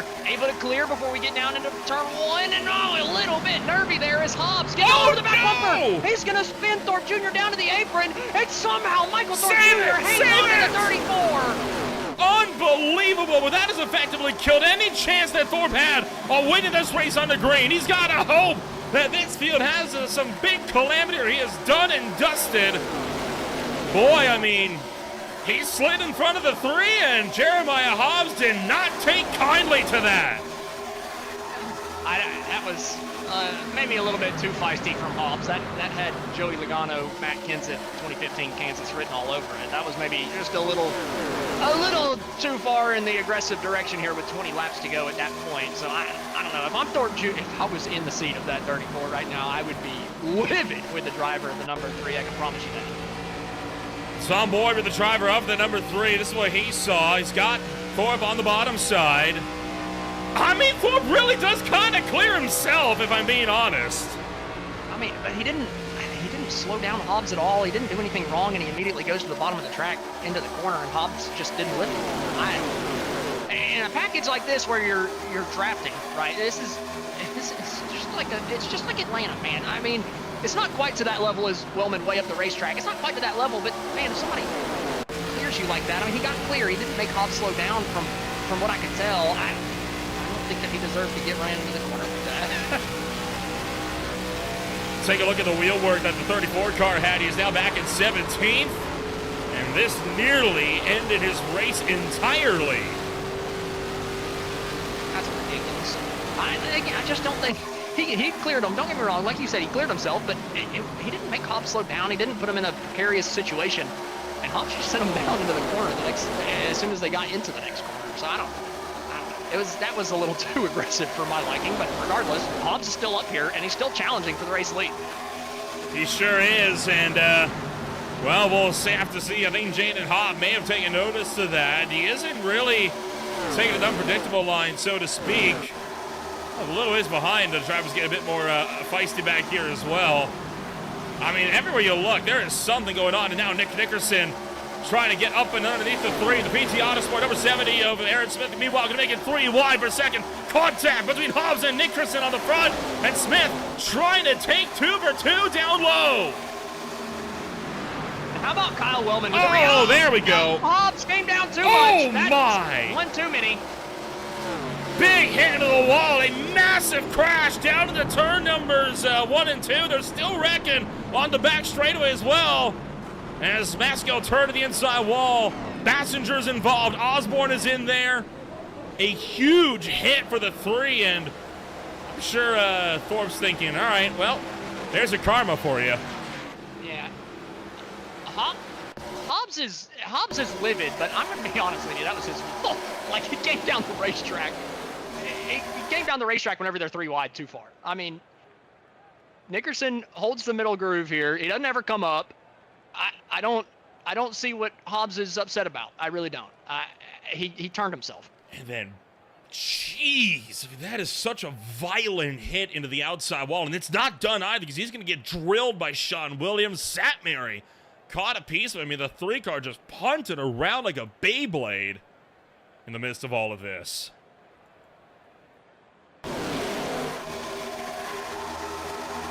It's that speed. I mean, such a violent impact. And then there you see Kilrow getting turned around along with Bassinger, who slid up the racetrack. And oh man, a tough hit. I think that was for that's for Tanner Marr that got involved. And then of course you had Massengill crashing down the back straightaway as well.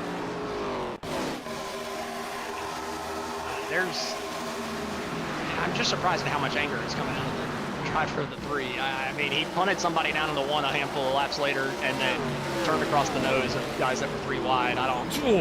That's a huge hit, like you said. Tanner Marr nowhere to go. Bassinger 2nd place in points or 3rd place in points. Yeah. Something like that. Now all of a sudden he's got a terrible day. Well, and of course then you had Satmary getting caught up with Massengill down low. I mean, Satmary still trying to recover after he got involved and just couldn't get away from the number 3 or from the number 20, unfortunately. This is from up top. I mean, I don't know. If you're 3 wide, you gotta run the outside groove. You can't turn that far into the corner, not that early. Oh no! Oh, Massengill turned down to try to avoid. That's how he got involved.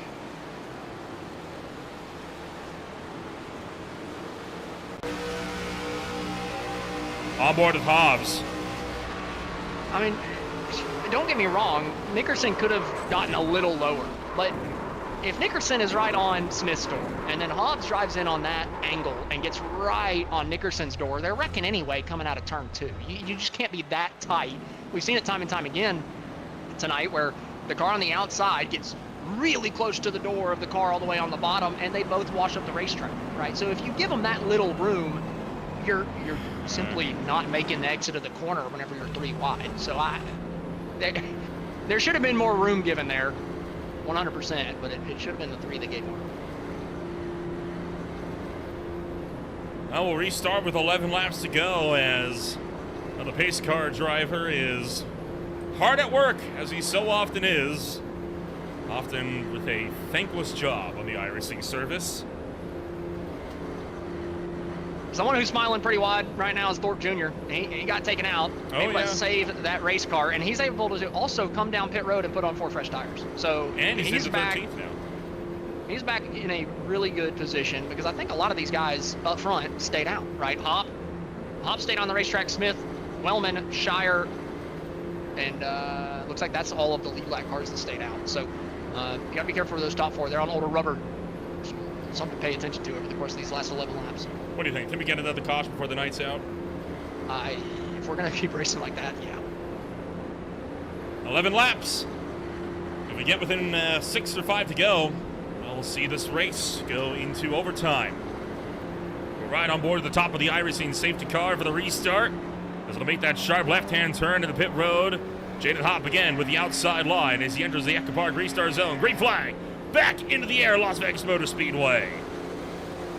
11 laps to go. That's probably the best restart we've seen from that bottom line. Wellman gave a good shot to Aaron Smith, kept that bottom line moving, and they're going to be side by side down to 1. First time we've seen it all night long. Hop trying to hang on around the outside, but Aaron Smith, he wants that race lead through 2.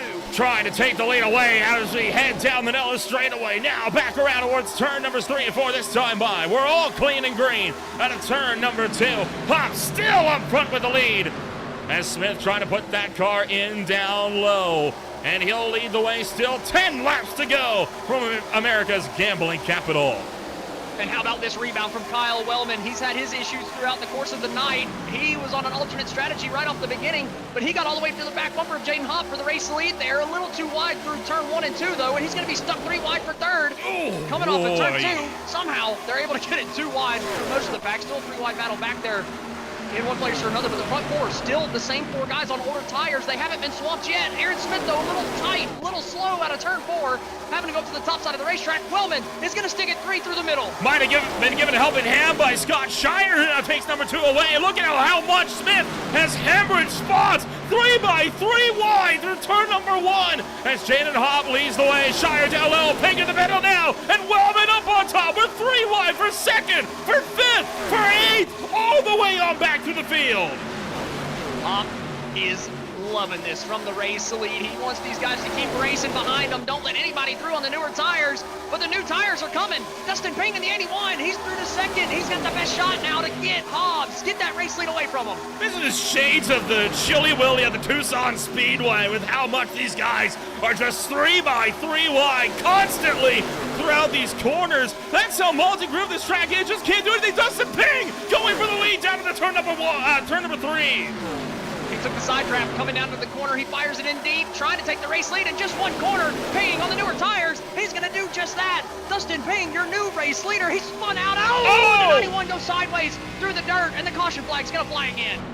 Oh, big hit as well for John Osborne, who got collected up in that mess.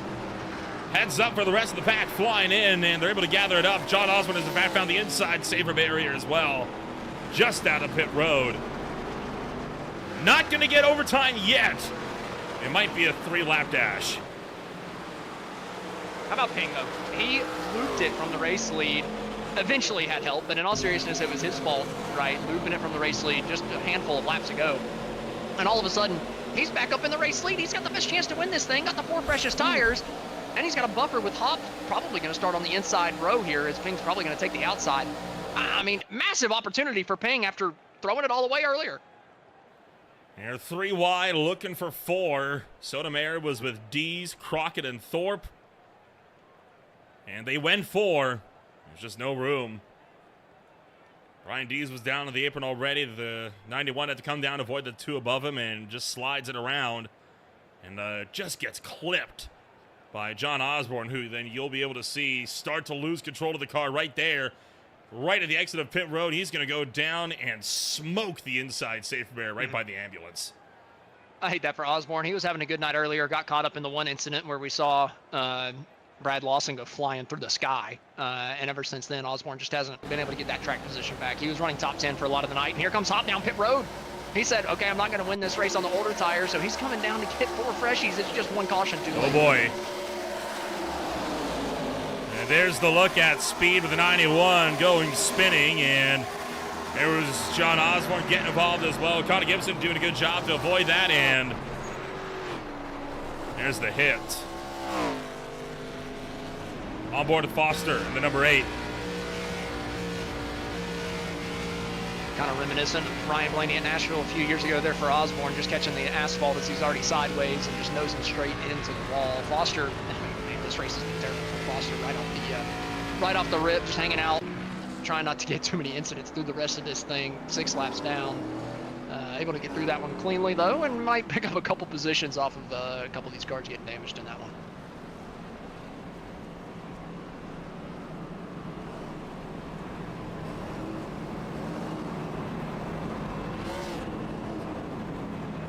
Well, the driver of the number 81 retains his lead up front.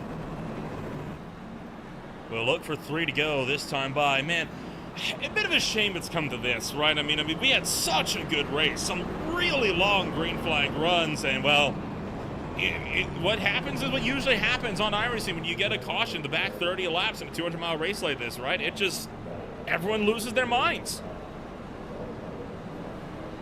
Yeah, it's pretty standard, especially whenever we're all trapped up on top of each other in the draft, right? I mean, I've talked about it multiple times over the course of the last few weeks. Any track we go to that's bigger than a mile, it turns into a draft fest, like a little modified super speedway. We're definitely seeing that here in Las Vegas.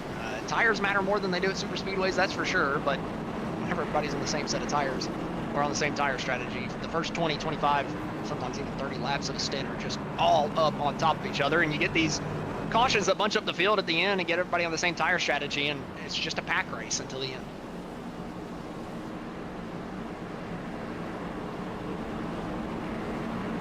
Chance of overtime. I'm putting it at about 50-50 right now, honestly. I mean, one line we can make pretty easily. They've proven that every restart tonight, but... It's that second lap I'm Yeah, worried about whenever we're up to speed. Because at that point, they're 3x3 wide. And Yeah, I don't know. It'll be interesting, that's for sure. I can guarantee you that.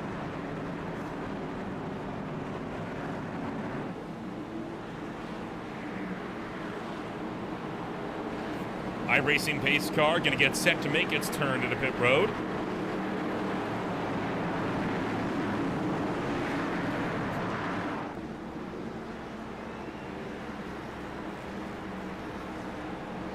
And well, here we go. 3 laps the distance. The green flag is back out. And Dustin Ping trying to see if he can hang on to take a race win in Vegas.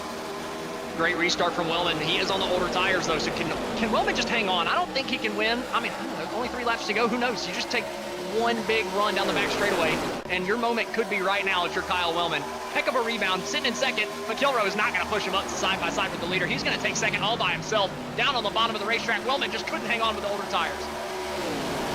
Dalton Kilroe seeking win number 2 of the season. Dustin Ping seeking his first win of the season. Kyle Wellman seeking his first win of the season. We got 2 laps to go, and the pack gonna look to work their way around turn numbers 3 and 4. Ping seeing if he can hang on in the dying stages of what has been a wild race in Vegas. Can we get around 3 and 4 one more time to get us to the white flag? Prevent that green-white checker from coming out. Kilroe trying to build up the momentum to get one run at Dustin Ping. But Ping has been great in the short run all night long as he takes the white flag. Can Kilroe get to him? White flag in the air. Dustin Ping with the fastest lap of the race that time by. It is quickly stolen away by Jaden Hobbs. So the rest of the field cycling their way down the back straightaway into turn numbers 3 and 4. Here comes Dustin Ping working off of the top shelf. Dalton Kilroe trying to get the nose in there as well as he sends her down to the turn numbers 3 and 4. Does Kilroe have an answer? Coming around out of turn numbers 3 and 4. Not gonna get there. Dustin Ping wins the race in Las Vegas Motor Speedway. Kilroe having to settle for second. Kyle Wellman, what a job hanging on to P3 with the older tires. Nickerson in 4th. Great run for Connor Gibson up in the 5th place position too. Leakey just outside of the top 5 and 6. What a race we just saw from Las Vegas. Incredible from the start to finish. And best thing, no crashes in those last 3 laps. Completely clean. You gotta love it. As well as that, Scott Shire actually put the fast lap into the race. The only drive to get into the 29-second bracket all night long.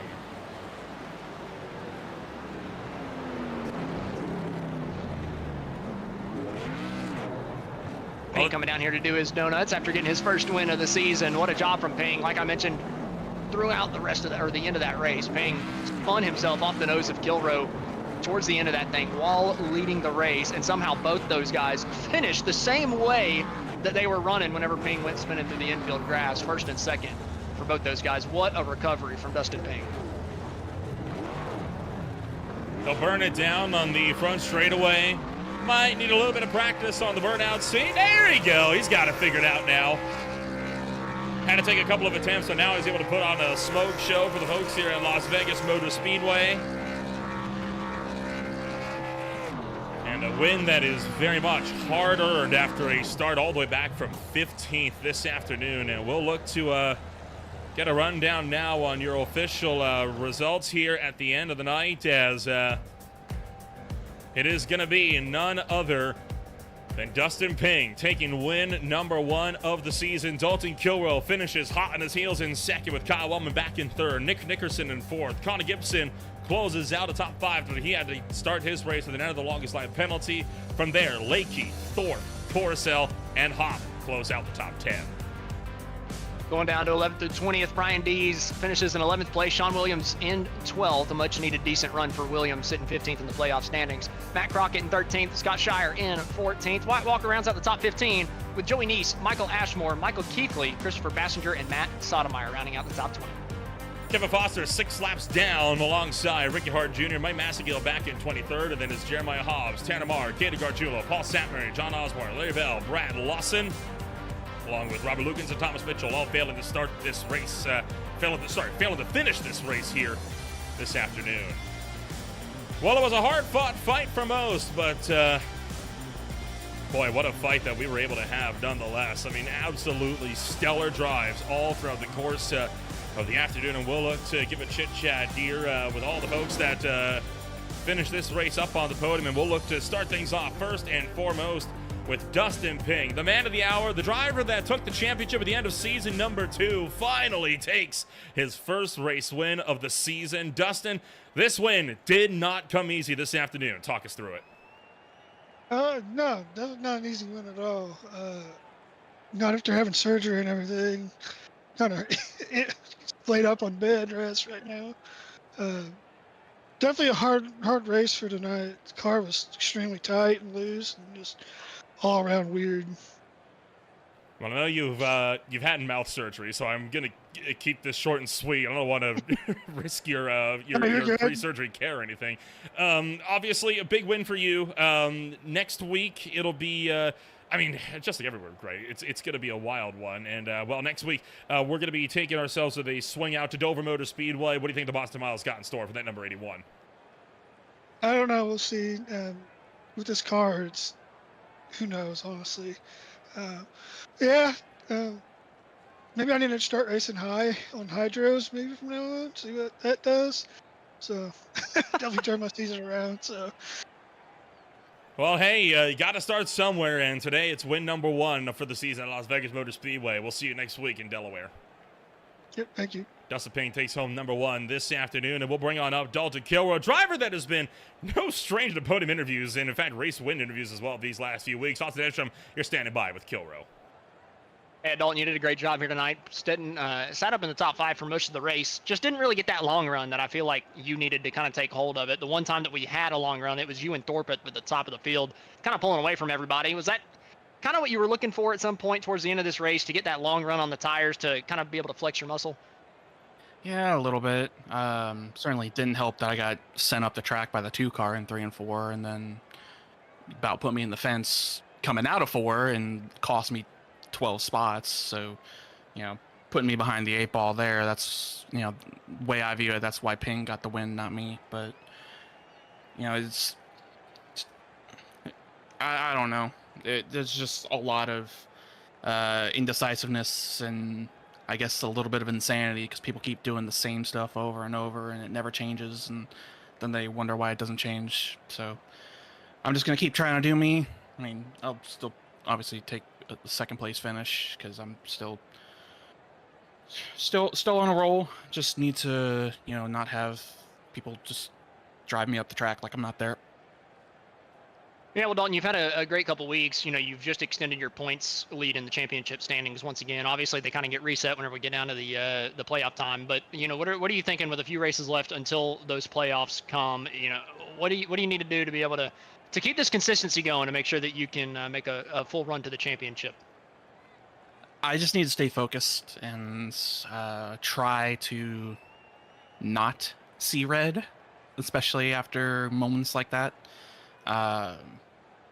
Being able to keep a level head and regroup and get back into the groove and just focus on getting my way back up to the front's what I really need to do. And I think I've been better at doing that than I was in the past. And seems like with this car, I've got the speed to be able to do it. So just got to keep that up and hope that the people that don't change either aren't around me or realize what they're doing is wrong. Well, Dalton, it was still a good night for you. Congrats on the P2. Do you have anybody to thank at the end of this one? Obviously, I got to thank MFRD. Unfortunately, the 1 car didn't make it into the track in time. They closed off entries before he could get here. So, unfortunately, no Mr. Morasco. But just me and Deez tonight. And I think he got ping-ponged around tonight. So, wish he could have had a better run. I know he's got better speed than that. He got 11th, so that's not even that bad. But obviously, you guys for doing the broadcast for us. Everybody at High Tide for putting the league on. Most of the drivers for making the racing as fun as it is, and Liquid Death for coming on, sponsoring Matt Crockett. Everybody there for sponsoring the race and making everything work. Dalton, congrats again on the P2. Thanks for taking some time out to come up and talk with us, and looking forward to seeing what you can do next week whenever we do a little bit of different style of racing at Dover next week. Hey, that's the hope, man. Thank you. Alrighty, that was your second place finisher, Dalton Kilroe. Next up, we're going to pull up our third place finisher here tonight, the man that had a heck of a rebound, number 42 of Kyle Wellman. Boy, Kyle, Hey, how you doing? Well, first off, I'm doing great, and I hope you're doing well as well. It's been a season for you. I think that'd be putting it mildly. I mean, it seems like it's just never been a situation where that 42 car has been able to pull through when it matters. I mean, you've had a lot of good finishes, but every week it's been one thing after another that just tends to hamper you. This week was not one of them. Started on pole, was up front all day long. Nothing was able to disrupt you, and hey, you pulled through with the third place finish. How does it feel? It feels really good. Yeah, this every race in high tide and over in SRA, I have not finished a single one. Some my fault, some other people's fault, but it just feels good to finally finish one. That spin on pit road, I don't know if you guys caught it or not. I got loose when I got behind Tanner and spun it on the pit road and went 3 laps down. I'm like, well, there goes my race. But somehow was able to make up 2 laps under that run right there, and then we got a lucky caution when Dalton was right behind us. And managed to get 1 lap down and then got the lucky dog and powered our way back through the field. Overall, it's been a wild season for you so far. You're able to go from the front to the back and back to the front. It's a week of just constant highs and lows for you. Haven't been able to talk to you much about overall championship goals. I know this season for you, you are, of course, you had to miss a few races, so you're a bit further down the standings than I think you might have liked to be. What's going to be your plan then for the rest of the season coming up for us? Honestly, I just came in here to have fun this season, get to know everybody, and learn how everybody drives, and hope put some good finishes around. I don't think I'll be in contention for a championship, but maybe next season. All right, well, we'll wish to hopefully see you back up there again before we go to racing action once again in Dover. Congratulations on taking third, and we'll hopefully see you again next week at the Monster Mile. Heck yeah, let's do it. Thank you, boys. That was Kyle Wellman joining us from third place this afternoon. And, well, that's going to do it for all of our podium drivers here this afternoon. Austin, let's take a look at the championship standings exiting racing action here this afternoon. Like you say, Dalton Kilroe extended the points lead. He is now up by 12 ahead of Nicholas Corcel. Jaden Hopp reels in Corcel for the number 2 spot as well, as he is now up to third of the points. Thorpe as well rallying back as he still remains just outside of 20 points with Dalton Kilroe as well. So overall, championship still looking tight for the top 10, but it's all going to be the story for how that battle for 12 pulls out with only 6 races to go for playoff season. Yeah, Wyatt Walker currently holding on to the 12th place spot. Great job from Wyatt so far in the season. Williams able to go up 2 positions and cut the deficit to the cut line with his 15th place finish, or I believe 12th place finish here tonight. So great job from Sean Williams, able to kind of piece it together. Then Jeremiah Hobbs probably had an opportunity to jump up into that playoff contention, but the late wreck ended up taking him outside of the top 12. Still a handful of races for him to kind of right the mishaps and get back up there. And then, of course, next week, it's the Dover Motor Speedway, right? They call it the Monster Mile for a reason. A track that is not to be trifled with by any stretch of the imagination. I mean, Dover's Dover. It's always a wild show whenever we go down there. It's been home to one of the wildest finishes this league has ever seen. Remember season number 2, right, Austin, where you had the likes of Michael Thorpe Jr. alongside Benjamin Lacey banging doors out of the final quarter in Gen 4 machinery to take the race win. That one went the way of Lacey by the slimmest of margins, much like the Darlington finish that same season. I mean, Arctic Cars is going to be a whole different animal there. Yeah, Dover's one of my favorite tracks on the Sims, so I really can't wait for next Monday. I think it's going to be absolutely fantastic, super exciting, and a little bit different than what we've been seeing, right? These mile-and-a-half tracks kind of turn into super speedways. You're not going to get that at Dover. It's going to be a heads-up race. Whoever's fastest is going to win that thing. Well, we'll look to see how this is all going to pan out and more as the season goes along. In the meantime, come on up here. on Green Flag TV. This coming Wednesday, it's a triple header with the Global IndyCar Challenge out for race number 2 at the Worldwide Technology Raceway. The VSR Sim Cam Expo Truck Series starts off season number 2 at Pocono, but the Beer League closing out their 11th season at Brands Hatch. Thursday, we'll see the Average Joe Sim Racing League for race number 5 for the Allen Ray Thomas Memorial 175 at Bristol Motor Speedway, with the Volt Racing League Lightning Series out for round 3 on Friday nights. Also, at the Richmond Raceway, the SRI NAS Classic Series takes them to a closed dog-like version of Pocono for race number 8. And that'll take us back around to the season finale of the American Sim Racing League, presented by Purple A's Autosports, coming on up this Sunday as well. Want to find out more about who we are, what we can offer you? Check us out today at www.greenflagtv.com. Still a lot of racing action left to go here in this current season of the High-Tide Racing League Garden Premier Series. Next week, it's a swing to the Monster Mile. We'll see who can tame the beast as we go racing in Delaware.